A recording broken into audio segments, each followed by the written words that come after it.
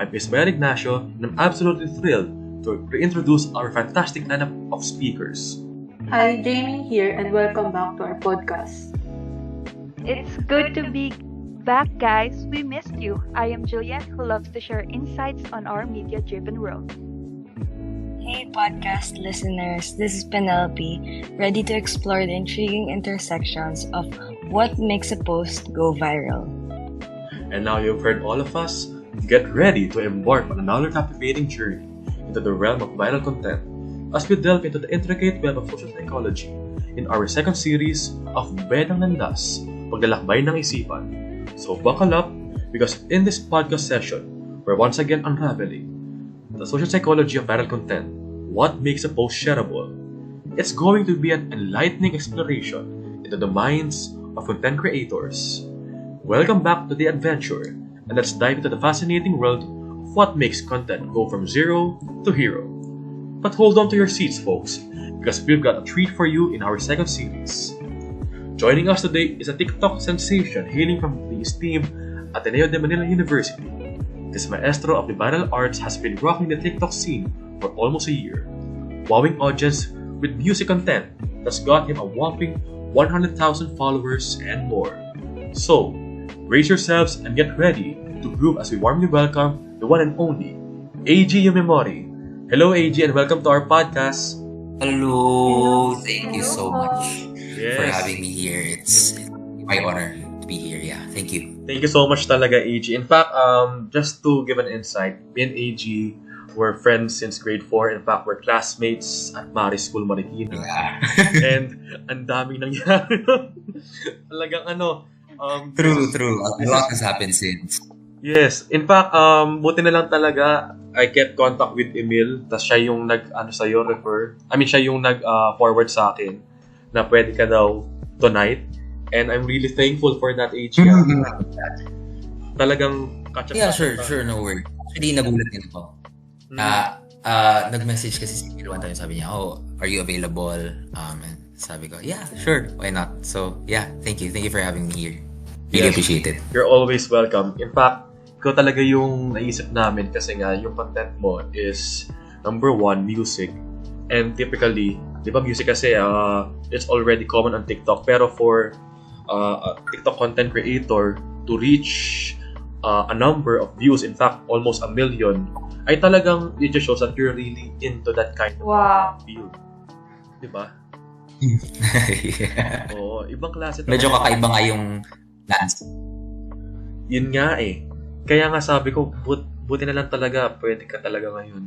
Kasi talaga marami kaming gustong malaman about you and your posts. So ready ka na ba, AG? Yeah, ready as can ever be. Let's go. Okay, good. Pero gusto ko lang muna malaman before we even begin. When did you start making content? Even before you had a viral post, when did you start? I started making content probably around 2020 pandemic. I was bored. So I basically started by downloading TikTok. And admittedly, I think at that point in time, TikTok was starting to rise because of the dance trends, right? Yes. I was one of those people who thought na TikTok cringe. So, medyo may delay. Doon lang ako eventually nag-start. Tapos nung nag-download ako, ayun, doon ko lang na-realize na there's a lot more that I can do here. So, ayun, try lang. And that's how it started. Indeed. In fact, ako talaga at first, para bang tingin ko sa TikTok, para bang, ano ba yan? TikTok, tas puro sayo. Download ko ba? Kasi, pandemic parang wala ka nang magagawa Bawal ka lumabas, tapos wala ka rin gagawin kasi cancel talaga yung klase. Akala natin 1 week, naging 1 month, and then eventually nagtagal. Diba? Yung ganun lang Kaya nga... Yeah. It happens a lot. Definitely. Pero for you, when you downloaded TikTok, naisipan mo bang gumawa agad ng content or naisipan mo lang mag-scroll ka lang? I think for the first 2 months or so, I was really just a lurker. So, alam niyo, yung mga private account na scroll lang, ganun, tingin-tingin lang ko ano nga bang meron dito, what is it all about, right? But eventually, realize ko kasi na, ay shucks, like, there are people here who do duets and stuff. So parang, siyempre, yung mga ganong klase ng content, parang sasabihin mo, ay, try ko nga rin, di ba, for fun, ganon. Makikiduet din ako para masaya. So, mainly, doon nagsimula yun. Kasi, just a little bit of context lang din for that one. Prior to the pandemic, I was part of a theater group in high school. And that theater group was sort of religious. So we also had we also sang in the choir sa misa on Sundays. And I really loved learning like the SATB stuff, the musical arrangements for it. So doon nagsimula yun. And syempre nung nag-pandemic, nawala yun kasi online mass, hindi rin naman kailangan ng mga tao masyado. Bawal din due to quarantine protocols. So what happened that time was I was really bummed out because I really liked singing. I really enjoyed singing, but I couldn't do it. So nung nakita ko sa TikTok na this is an outlet for me to be able to do that. Yun, doon ako napunta na parang okay, I saw duets and they want people to engage by, singing along. So sabi ko okay, we start there. Tapos ayun, for fun lang siya talaga at the start. So, doon pa na nagsimula yun. Actually, ngayon ko na nalaman na naging part ka pala ng choir noong high school. Kasi, honestly speaking, Yeah. Nung nakilala kita nung grade 4, hindi ko alam na into music ka rin pala. Yeah, that time, I don't think I was into music at all. We had different interests back then. Definitely, yun na tayo mga panahon na nangarap pa tayo maging presidente ng Pilipinas.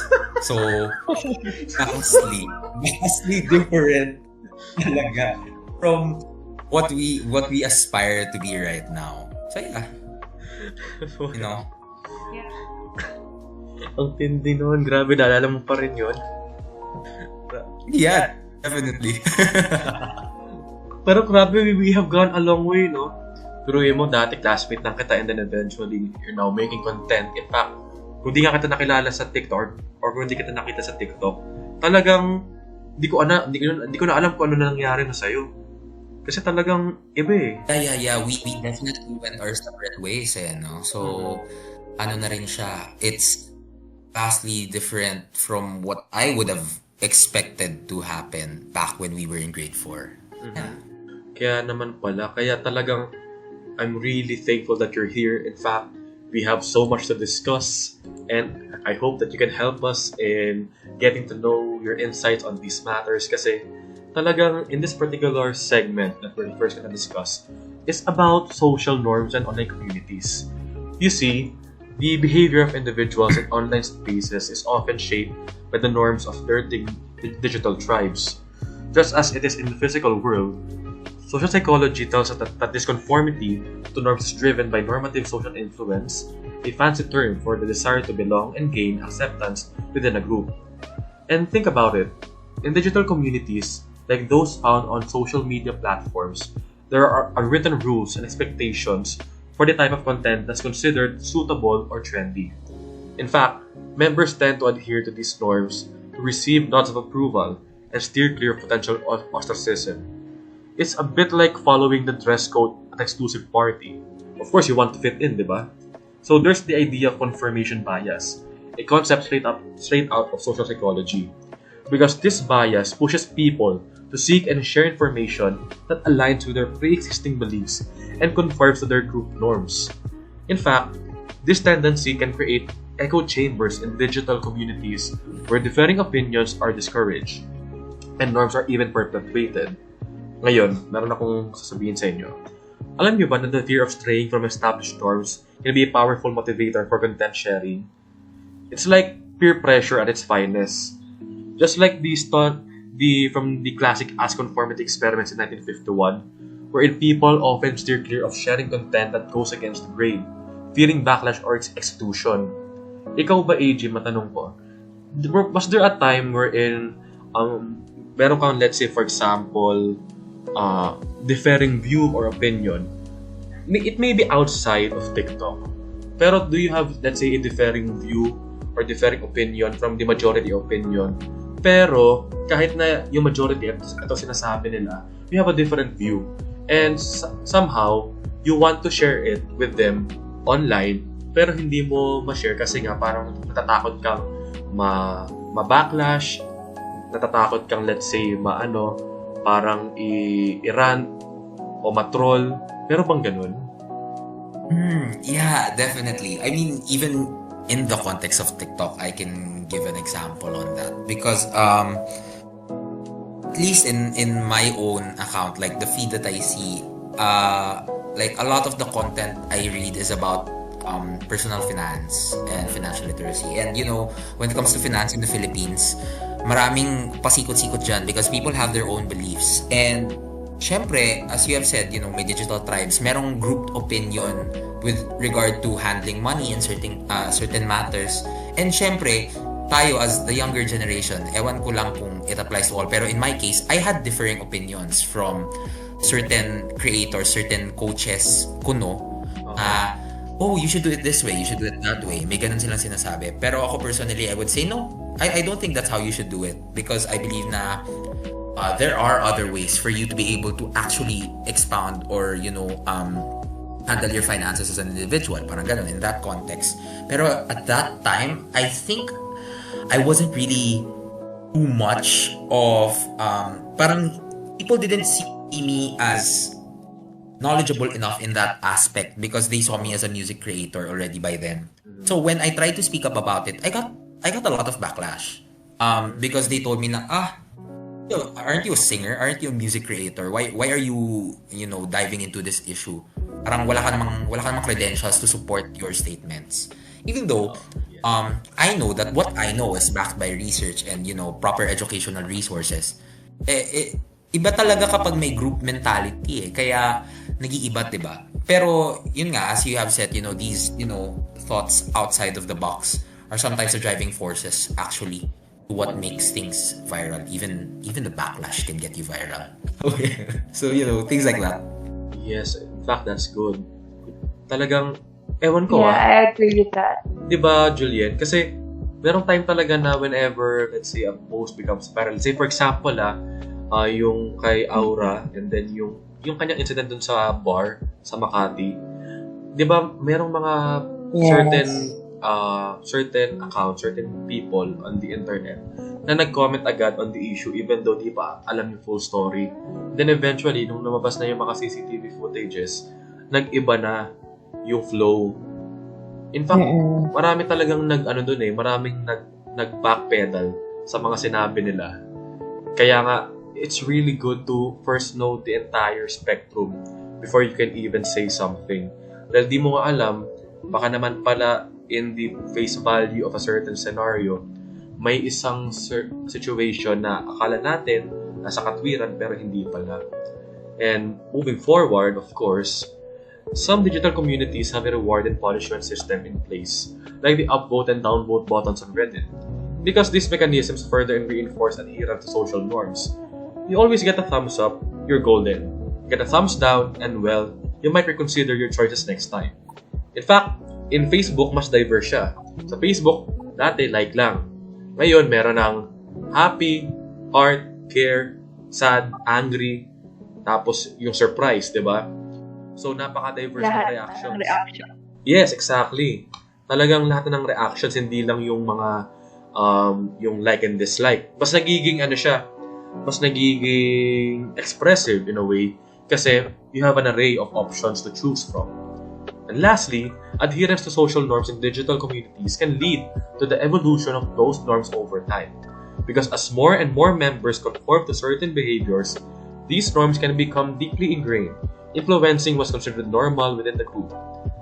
And also, in the vibrant online landscape in the Philippines, social norms wield a powerful influence over how people behave and interact in the digital realm. Because today, we're taking a closer look at these real-life examples, wherein culture, tradition, and societal expectations merge seamlessly with online behavior. First, there's this bayanihan spirit, a cultural norm deeply ingrained in Filipino society.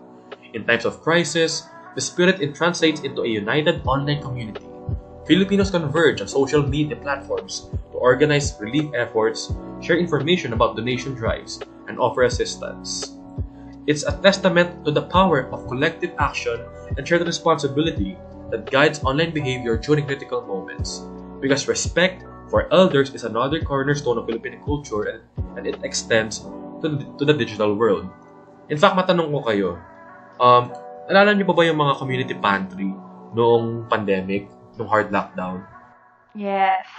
Ano yun, di ba? Yeah, definitely. Yung mga community Meron pantry. sa amin. Saan malapit sa inyo? Meron. As in talagang tapat lang ng house, Julian? Or medyo malayo? Malapit dun sa barangay ko yun. Okay. Medyo malapit na sa bahay namin. Ikaw, Pene, meron bang community pantry malapit sa inyo? Yeah, mga one street away lang from Ikaw, our Jamie? house. Yung within the village, may nag-distribute. Kayo naman, AG, meron ba? That's the thing. I'm not sure about within my own neighborhood. Pero alam ko sa school namin, meron. Kasi nag-organize talaga sila ng donation drives and invited everyone to donate if possible. Kasi alam nyo kung ba't ko natanong yan, dahil yung community pantry kasi hindi siya common sa Philippines. In fact, that's the first time that we heard of a quote-unquote community pantry. Kasi hindi naman talaga uso sa Pilipinas nga yung pantry wherein you just grab and go, diba? Typically nga, talagang dito, ang ating concept of, let's say, a variety store is yung sari-sari store na eh. Kaya nga nung nag-umusubong yung community pantry, and it became viral. If I'm not mistaken, yung first na community pantry, yung naging viral, yung si Ann Patricia nun, tama ba ako? That's her name. Pero yun yung, sa kanya yung nag-viral na unang community pantry sa social media. And after her, everybody followed suit. Talagang others established community pantries as well. Yung iba talagang kahit na, let's say, sapat lang yung kinikita kasi nga, their job is limited to online, di ba? They installed community pantries in front of their homes, in front of their gates. And that in itself is one power that social media can bring. It can inspire people to do things that invokes the Bayanihan spirit. That is why, other than that, we also have this thing called yung respect for elders. Because younger individuals exhibit politeness and deference when engaging with older users, particularly on social media, disrespectful behaviors towards elders is met with swift disapproval from the online community, reflecting the strong influence of this cultural norm, which is the balikbayan. And then, the balikbayan culture, wherein Filipinos living abroad maintain connections to their homeland, finds expression online. In fact, yung mga dalawang bagay na to talagang evident siya even before the pandemic. Especially yung, for example, may nakita kayong video na yung isang matanda ay dinidisrespect, minamaltrato, di ba? Immediately, hindi lang yan magko-comment na, ano ba yan? Ba't mong ginagawa yan? But rather, meron ding mga instances na talagang they would even tag yung mga, mga police, any law government body that can help the situation. And madalas pa nga, tinatagpangan nila si Raffy Tulfo di ba? Kahit na even though Raffy Tulfo is not really a law enforcement authority, tinatag pa rin siya pag merong, let's say, post about abuse, about SA, di ba? Talagang they tag that person. And furthermore, the balikbayan culture, wherein Filipinos living abroad maintain connections to their homeland, finds expression online. Tulad nga nasabi ko kanina, dati, talagang we only communicate with our loved ones abroad through distant phone calls. Yung mga talagang overseas phone calls. At may bayad yun. Napakamahal ng bayad nun. Pero right now, in the realm of digital technology or the digital world, libre na lang. Mamili ka na lang kung anong gusto mo. Messenger, Viber, Telegram, Discord kung marunong sila, Zoom, Google Meet. Bahala ka, di ba? Ganun katindi yung evolvement ng technology natin. It becomes more accessible and it becomes not even cheaper. It's free. Because they share content that celebrates their cultural heritage. From traditional recipes to stories of family gatherings. Because this norm strengthens their sense of identity and connection. influencing how the online community perceives and engages with this content. Furthermore, fandom and unwavering loyalty are also prevalent in the Philippines, especially in the entertainment industry. Fans express their devotion through fan accounts, fan art, and robust defense of their favorite celebrities. This loyalty norm guides online interactions and shapes the digital landscape. The concept of kilig, a thrilling feeling of romantic attraction, is deeply embedded in Filipino culture. Love teams, where celebrities are romantically paired on screen, lead to fan communities that passionately support the idea of real-life romance between the actors and actresses. Sige, let's dive deep into this. Alam niyo naman yung latest na showbiz, no? Yung Katniel breakup. Alam ko na. Di ba? Yung Katniel breakup. Ayoko na. Over the internet. Anong reaction niyo doon? Sige, ikaw pwede. Since ikaw yung nag-react. Sorry. Ano yung reaction mo nung nalaman mo? Oo. Like, nung nakita ko yung post ni Kat, parang may nawalang peace din sa akin. Hindi ko alam kung bakit. Like, ang baba ng mood ko nung gabing yun. Mm-hmm. Ikaw ang na, weird. Pero, eto nung nalaman mo ba yung, let's say, for example, yung story nga ng breakup, di ba, yung chapter ended, I'm not gonna entertain questions anymore, ganyan-ganyan. Bukod sa naramdaman mo parang you lost a piece of yourself, para bang, meron ka bang, let's say, for example, feeling na baka hindi totoo, baka naman, let's say, clout lang, may ganun ba na feeling? Sa end ko, wala eh. Parang naniniwala talaga ako sa lahat na nangyayari. Pero at the same time, hindi siya nagsisink in. Parang ganun. So parang what you're meaning to say is, para bang, okay, naniwala ka, pero di mo tanggap, hindi mo ma-decipher, di mag-sink in. Yeah. Sige. Exactly. Ikaw naman, Julian or Jamie, ano masasabi niyo dun after niyo malaman yung Katniel breakup? Ang dami agad comments eh. Yun nga, di ba? Like, di natin alam kung totoo, no? Kung hindi. Pero, ikaw naman, AG, alam mo naman siguro yun, no? Yung Katniel breakup. Ano reaction mo? Yeah. Definitely. In my case, oh my God. Kasi fan ako ng Pangako Sa'yo dati. So, medyo heartbroken malala. Okay. Pero, kami ng mga kasama ko dito, naglolokohan kami. Alam niyo naman siguro yung kulto ng Aldab, di ba? Yung sinasabi nila, uy, hindi talaga naghiwalay yan. Actually, kasal na nga sila, may anak na nga sila. Nagagano-gano kami tungkol sa Katniel. Oo nga. Yun talaga yung coping mechanism namin regarding sa issue na yan. Kasi sabi namin, shucks, kung sila nagtagal ng 11 years tapos naghiwalay, may pag-asa pa kaya ang pag-ibig sa mundo. Parang ganun. Yun bagay ba?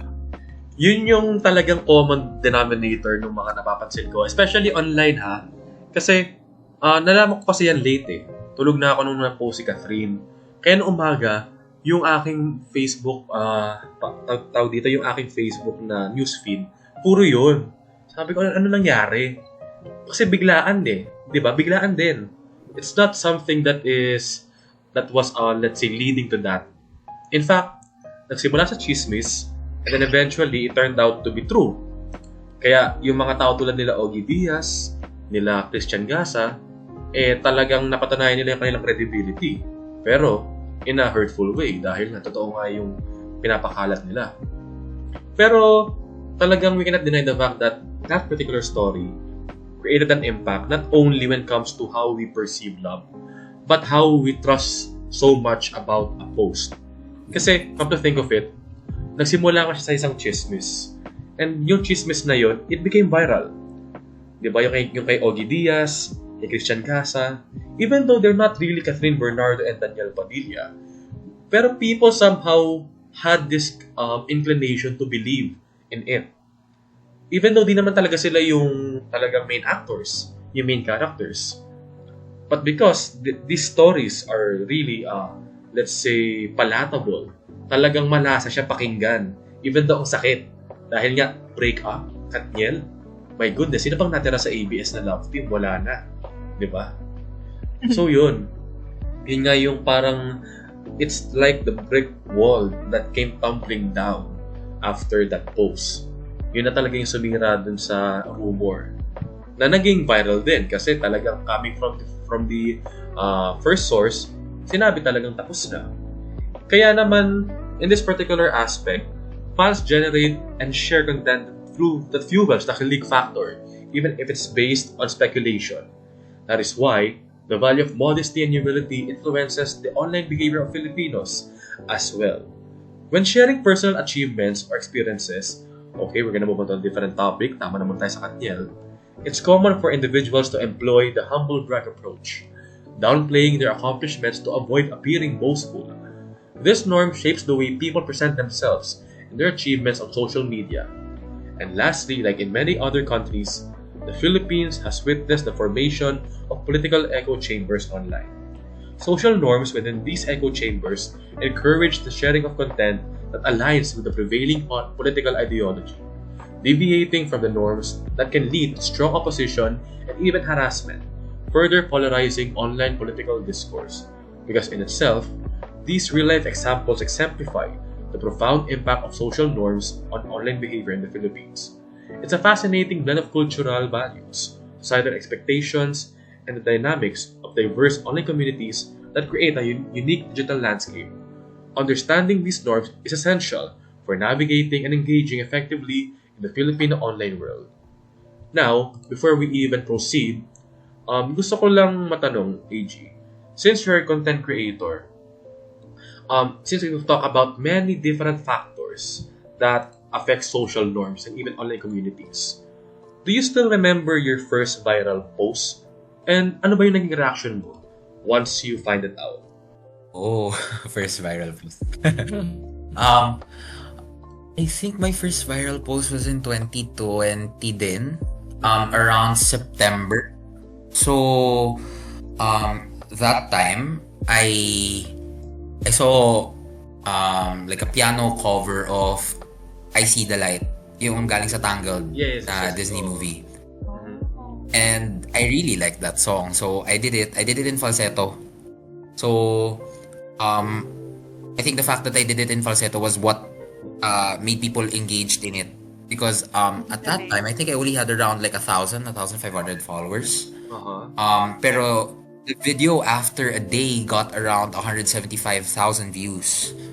So, way more than what I was expecting. I mean, most of the followers that I had anyway at that point were friends. We're just friends. You know, mutuals, ganon. So, hindi talaga siya intended to create content to be put out there. It was just, oh, I saw this piano cover. It was nice.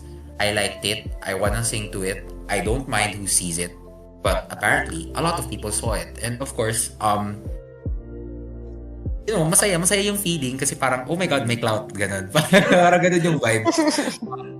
Di ba? I mean, as like a nugu, parang as a nobody, sino ba naman ako para mapanood 175,000 times, di ba? Parang ganun kasi yung vibe nun eh. Parang wala naman ako ginawang special, kumanta lang naman ako.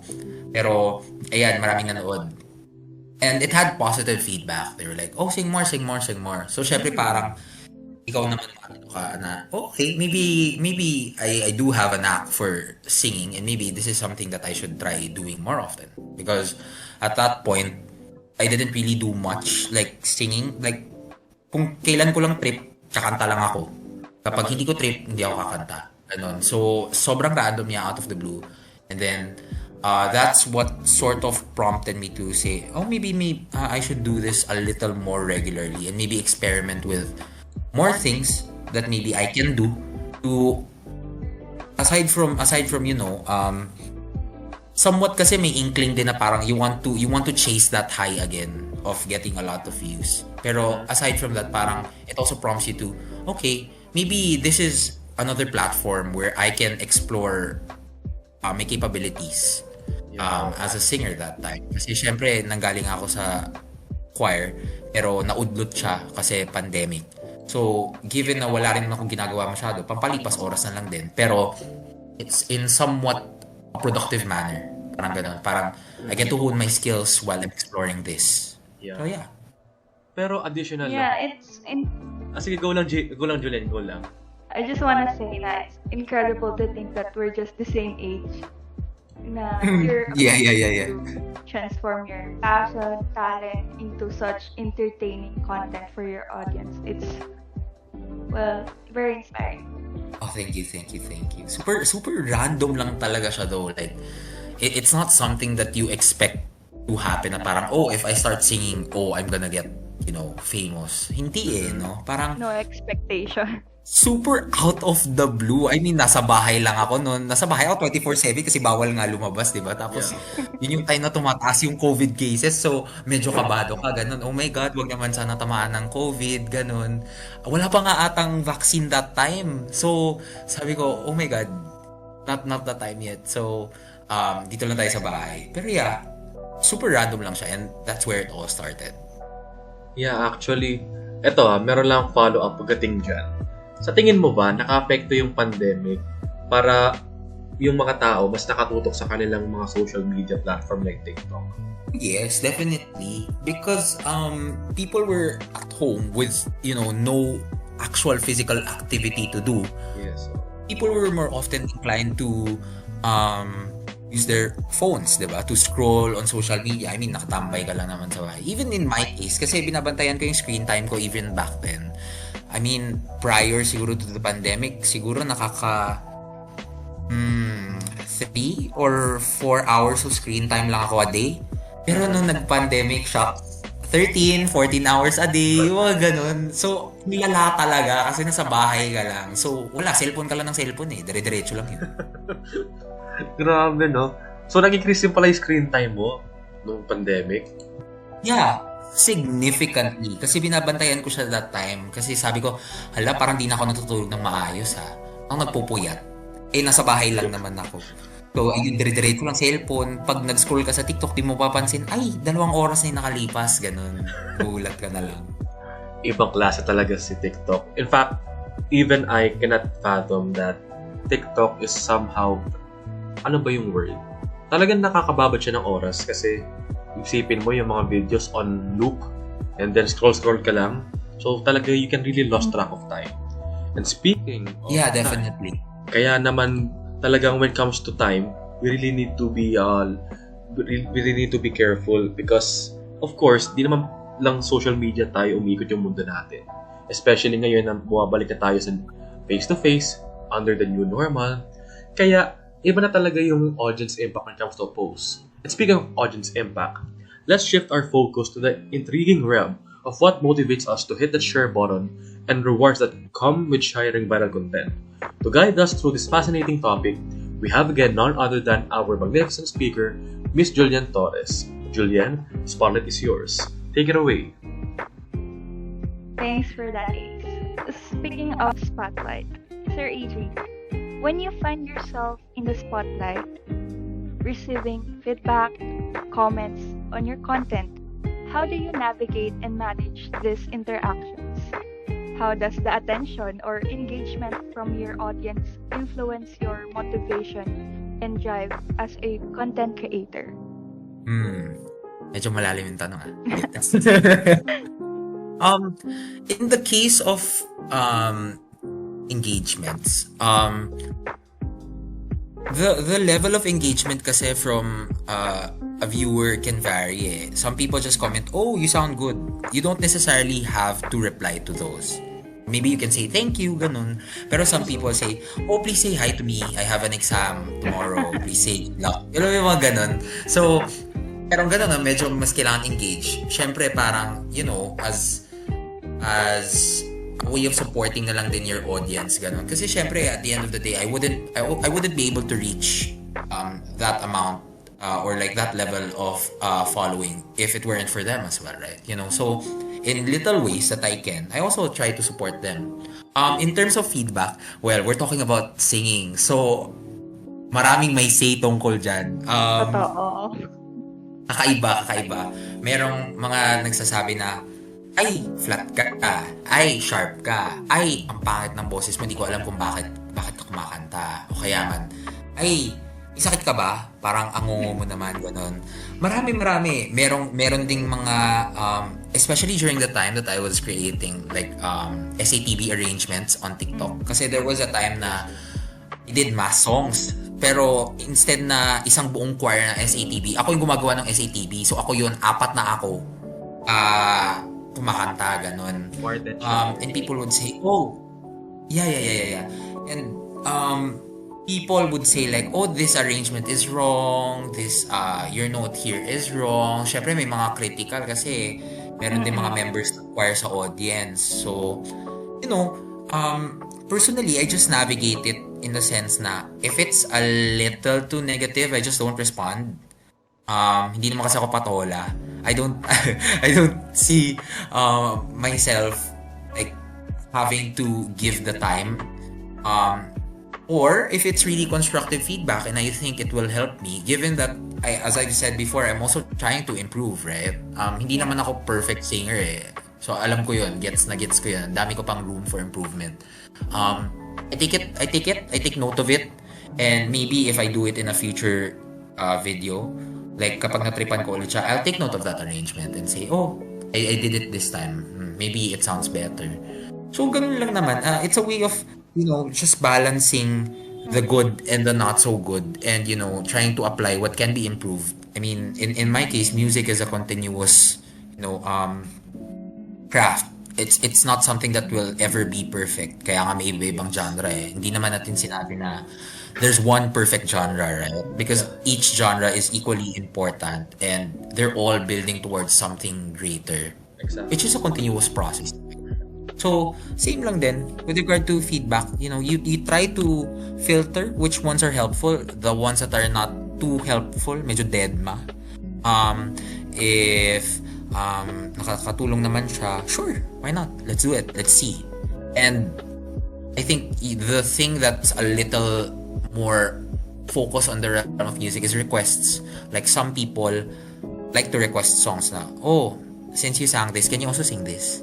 And if I know the song, sure, why not? If I don't, I'll see if I can study it or learn it. If not, sabihin ko lang, sorry, I don't really know the song. Maybe I can sing something else for you. Parang ganun. Yeah. You have a good mindset on that. It's impressive that how you embrace both positive and critical feedback, using them as a stepping stone for improvement and growth. And as Bill Gates famously said in 1996, in the digital age, content is king. Content sharing is indeed a multifaceted process driven by various motivations. Among the prominent driving forces, social validation holds a central role. Many individuals share content with the aim of securing validation, acknowledgement, or acceptance from their social circles or other people, whether it's supposed celebrating a personal milestones or sharing a trendy new piece. The likes, comments, and shares they garner is a source of confirmation or support.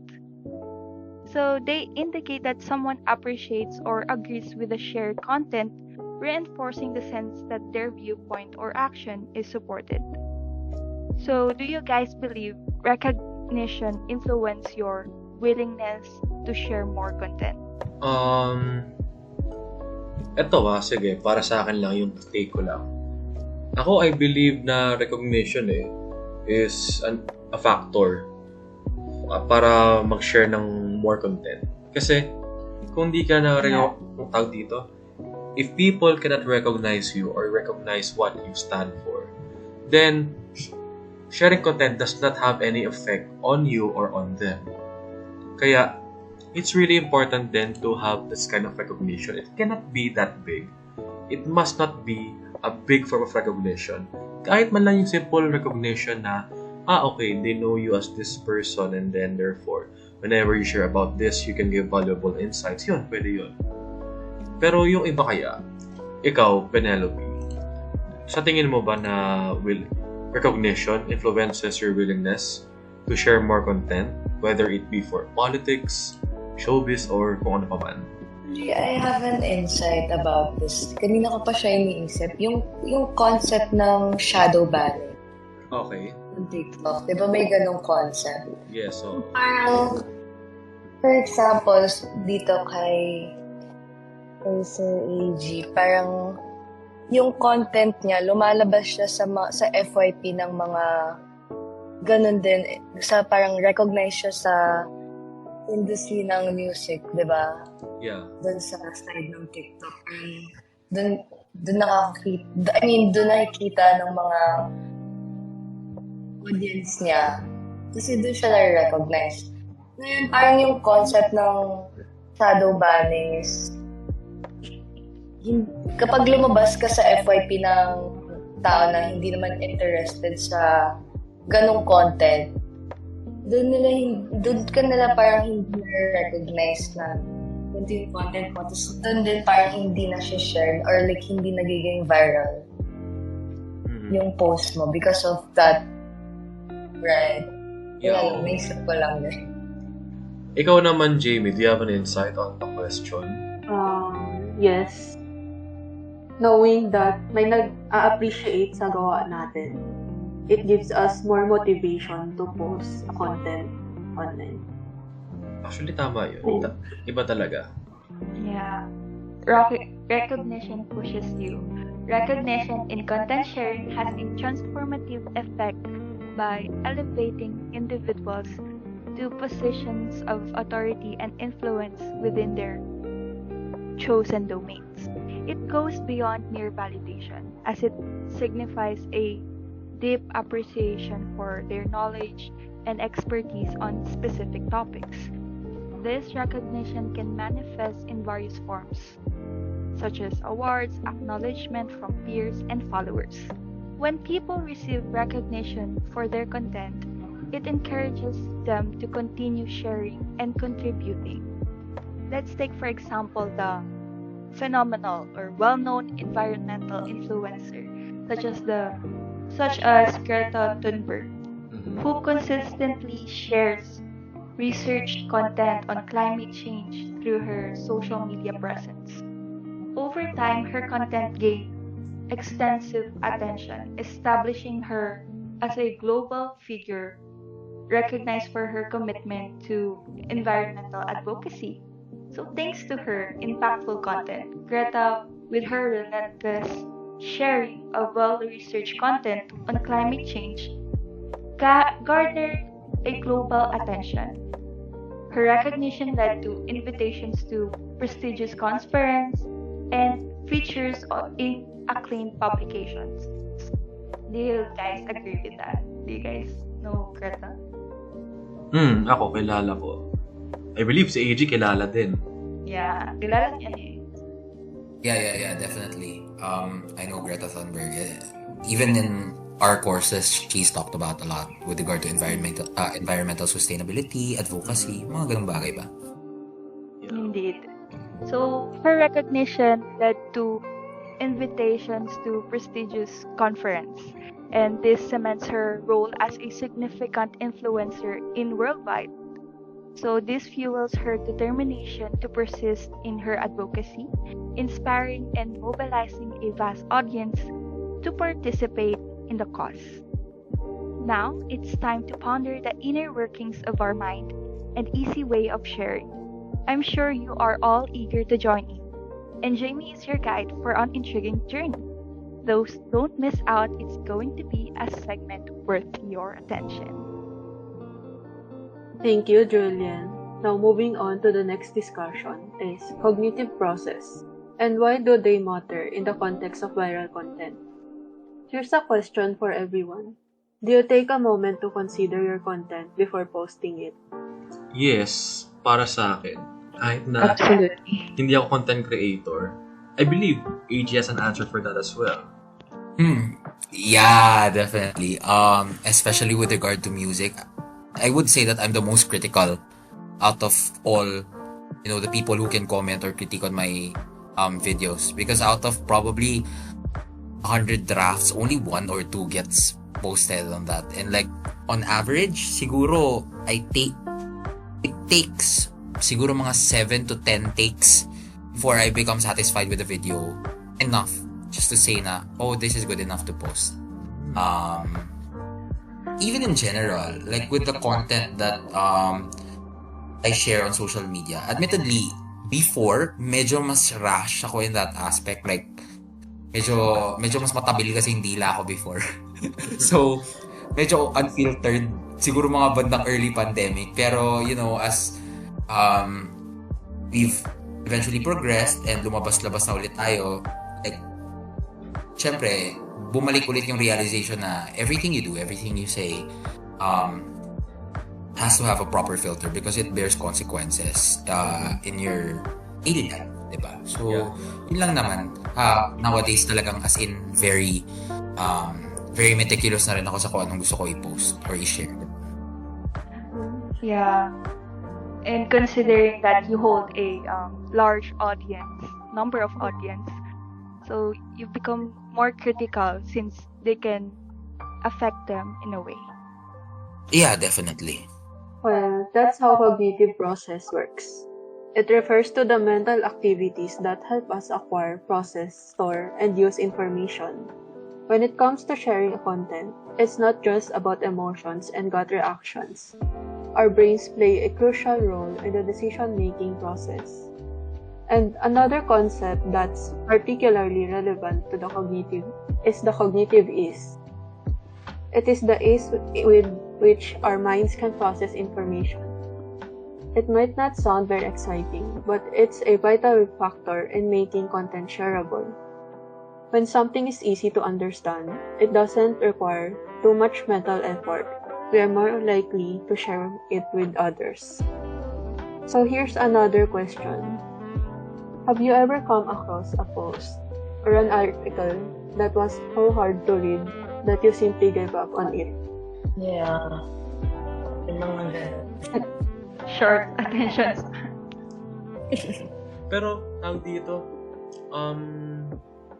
minsan kasi whenever we see posts or articles, and even though sometimes they're hard to read, not because the language is too broad, the grammar is too complex, collegial level, minsan meron talaga mga stories na ang hirap basahin eh. I don't know, ikaw AG, bilang content creator, was there something of, let's say for example, a content that, let's say for example, there was yung mga cryptic messages wherein you try to read it, you try to understand, pero you eventually gave up on it? Siguro this would be like better for me to answer like in the lens of creator communities siguro, to provide a different perspective. Kasi creator communities definitely have their own groups. Even in Discord, merong TikTok Philippines na what they call this, na group. And you get to socialize with other creators, ganon. So may Facebook groups din, ganon. And when people post in these threads, in these resources, even among creators, sometimes parang makakakita ka ng post na parang ano susubukan mong sabihin? Parang ganon. Parang mapapaisip ka na, ano ba itong labo naman ito? Ganon. It ultimately depends. Sometimes, lack of proper communication lang siguro. Like, hirap lang sila mag-communicate properly in written form. But sometimes, minsan talaga... joke lang. Sometimes, minsan pa. But, yeah, if you think about it, there are certain posts na parang, what are you trying to say? I do not understand. And then, you just end up, giving up on it and just, go about your day in a different manner. That's a perfect example of cognitive strain. When content is too complicated to digest, it does not fit well with our cognitive ease preferences, making us less likely to share it. On the other hand, when content is clear, concise, and easy to grasp, it aligns with our cognitive ease preferences, making us more likely to share it, since we want to pass along that enjoyable and effortless experience. And so, here are some tips in creating content. We should make it easy to understand. Break down complex ideas into simpler ones. Use clear language and keep your message concise. This does not mean dumbing down your content, but rather presenting it in a way that is accessible to a broad audience. Cognitive ease isn't just about making content simple. It is about making it memorable. When people can easily remember your message, they are more likely to share it. Think of catchy slogans, memorable phrases, and impactful visuals. They all contribute to cognitive ease. That's all. Wow, I believe we had a very fruitful discussion tonight. And with the help of our guest speaker, that discussion became even more meaningful and insightful. That is why from our first series up to our second series tonight, I really learned a lot. Kayo ba? Marami ba kayo natutunan sa ating podcast sessions? Ang dami. Yes. Diba? Super dami kong natutunan. Lalo Talagang, na tungkol kay Sir. yes, exactly, di ba? Ang dami talaga, especially coming from the perspective of AG. Marami tayong natutunan when it comes to how a content creator perceives viral content rather than us as audiences. Kasi iba talaga yung dating kapag yung content creator mismo yung makaka-react dun sa viral post na yun. Of course, yun siya yung gumawa. Iba yung satisfaction. Pero talagang iba talaga yung feeling na from segment 1, social influence and content sharing. We have discussed to segment 2, emotional contagion. And then we had identity and self-presentation. Of course, yung nangyari nga kanina, yung ating talks about social norms and online communities. Meron din yung motivation and reward sharing. And last but not the least is no other than cognitive processes. Ang daming pwede palang matutunan when it comes to viral content. Hindi lang siya yung simpleng post na makita mo online na may 1,000 or even million views, million reacts, and million shares. It goes beyond that. And I'm very thankful that our guest speaker tonight expounded on that idea. Talagang nagbigay siya ng valuable insights into what makes a post go from zero to hero. Kaya talagang I would really like to take this opportunity to thank once again our guest speaker, AG. Palakpakan naman natin siya. Thank you, AG, for being part of our podcast session for tonight. Thank you po. Uy, pero likewise, thank you very much. Actually, as you know, on the creator side, parang it's hard for us to also get a vibe of what audiences actually want. Kasi minsan parang makukulong ka dun sa creator perspective na, okay, based on what I see, this is what people like, so I'm gonna continue doing it. But we all understand that the interests of the public are very dynamic, right? Yes. Lalo na with regard to social media kasi very short ang attention spans.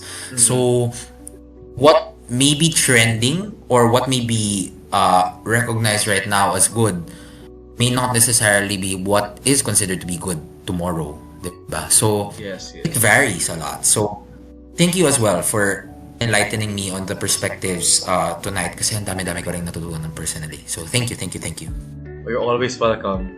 And to our viewers listening right now, thank you all for joining us tonight on this fascinating journey through the intricate world of social media. We hope you've gained valuable insights that will not only spark your curiosity, but also empower you in navigating this dynamic digital landscape. And before we bid you good night, AG, promote your TikTok account para naman mas marami pang makapanood ng iyong mga TikTok vids, di ba? Okay, so my TikTok account is at argentum_uranium. Same handle for Instagram. But I'm more active on TikTok. So yeah, if you want to see more of what I do, I mean, I sing. I randomly sing whatever I want, whatever I feel like it. But if you have any requests, sure, just send it there and I'll be glad to do it. So yeah, that's all. Thank you. Yes. I believe after nito, dadami na yung followers mo. Baka mabot niya yung 200,000 or even 1 million. Diba? Kaya, Grabe. Million. Road to 1 million. oo, malay mo, diba? Kaya mag-YouTube ka na ulit, AJ, para makuha mo yung silver button. Who knows? Diba? Pero, Oo nga. Diba? I think it's time, yeah. yes, especially you've already started something, and from that particular standpoint, you can even grow further beyond TikTok. Kasi yung content mo is really something engaging. Kasi it involves music which everybody can join. Everybody can relate to. Especially your versatility is what matters in your content. You can sing pop, ballad, yung mga napapansin ko sa mga posts mo di ba? Kaya talagang you can really spur You can really spur from what you're doing right now. You can even do other contents. Malay mo, makakita ka na namin, para ka ng pentatonics, di ba? Pero ikaw lang yung 4 na voices. Di ba? Who knows? Who knows? Maybe, right? Di ba? Kaya naman talaga we're looking forward to that particular content. But, as we bid everyone good night for this podcast session, I would just like to say once again, thank you for listening to our podcast session. In fact, this is indeed a roller coaster of emotions wherein we discuss intriguing values of what makes a post go viral, how does a content creator react to certain viral posts, and how do we, the public, understand their concerns or their insights on this certain posts.